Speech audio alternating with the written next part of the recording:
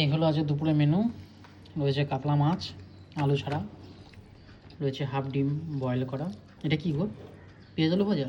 না, শুধু পেঁয়াজ ভাজা। এটা হচ্ছে পেঁয়াজ ভাজা। এটা হচ্ছে ওল কচু ভর্তা, হচ্ছে শসা। যাই হোক, দেরি না করে পেঁয়াজ ভাজা দিয়ে একটু খেয়ে দেখি। এটা খেতে কিন্তু শীতের দুপুরে বেশ ভালোই লাগে। ঘি দিয়ে ভেজেছো নাকি? না, এমনি তেল দিয়ে?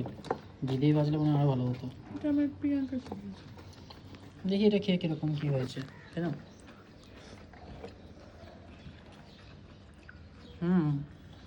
মনে হচ্ছে আমি পেঁয়াজই খাচ্ছি। বেশ সুন্দর। এই হলো ওল কচু।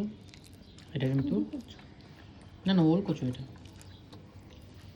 এটা ওল পাওয়া যায়। আমি এনেছিলাম 200 গ্রাম মতো ওল এনেছিলাম। এটা খেতে বেশ ভালো লাগে।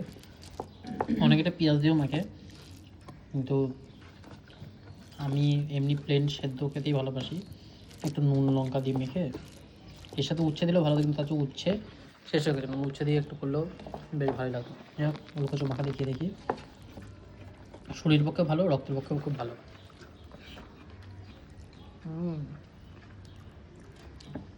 দারুণ লাগে। এটা একটু গরম হলে ভালো হতো, একটু ঠান্ডা হয়ে গেছে। ওল কচু মাখা দিয়ে সাদা দুধ জোড়া ভাত। এই হচ্ছে সর্ষে দিয়ে কাতলা। এটা কাতলা কাসুন্দি বলে। কাতলা কাসুন্দি বলে বলছে। এখানে রয়েছে কিন্তু কালো সর্ষে, রয়েছে কালো জিরা বাটা দিয়ে পাতলা ঝোল, কোনো মশলা নেই এর মধ্যে, খালি এটাই রয়েছে। আর রসুন রয়েছে আর লঙ্কা আছে, তাই তো?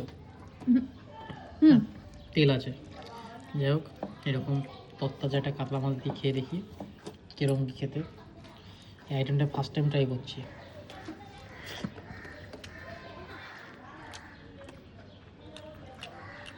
ভালো,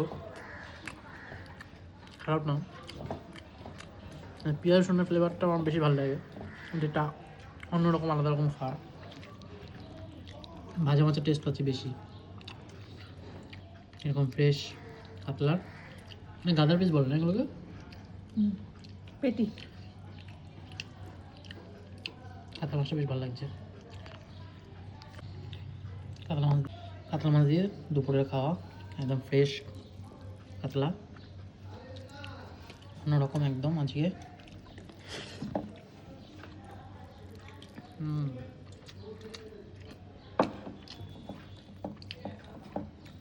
পেঁয়াজ রসুন ছাড়া সর্ষে দিয়ে এরকম হতে পারে, এই ফার্স্ট টাইম দেখলাম। যাই হোক, ও রান্না করছে আজকে, ও খাচ্ছে তাই, আমিও খাচ্ছি তাই।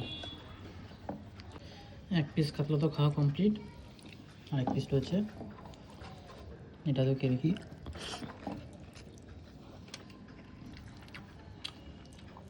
এই পিসটা আমার অতটা ভালো লাগে না, কারণ এর মধ্যে চর্বি প্রচুর থাকে পেটির পিসে।